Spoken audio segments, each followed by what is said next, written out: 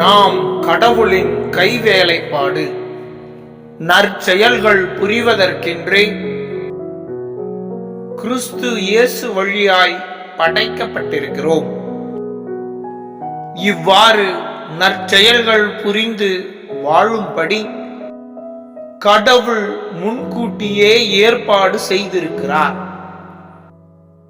தூய பவுல் எபேசியருக்கு எழுதிய திருமுகம் 2வது அதிகாரம் 10வது இறைத்திருவசனம்.